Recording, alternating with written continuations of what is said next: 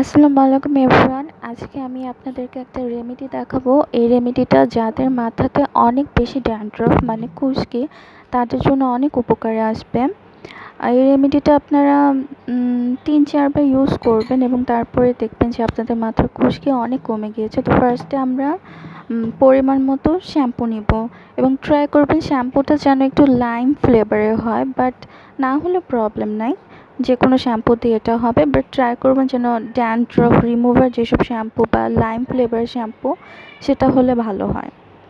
এবং এই শ্যাম্পুর সাথে আমরা একটু বেশি করে ১ চা চামচের একটু বেশি করে লবণ নিব।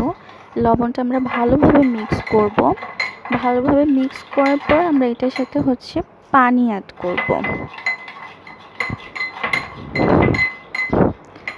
তো মিক্স করার পর আমরা এটার সাথে পানি অ্যাড করছি। পানি অ্যাড করার পরে আপনারা এটাকে আধা ঘন্টা রেখে দিবেন।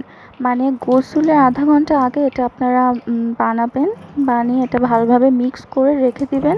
দেন গোসলের সময় আপনারা এটা ইউজ করবেন। অনেক ভালো আমি উপকার পেয়েছি। এখন আপনারাও ট্রাই করে দেখতে পারেন। আশা করা যায় আপনারাও ভালো উপকার পাবেন।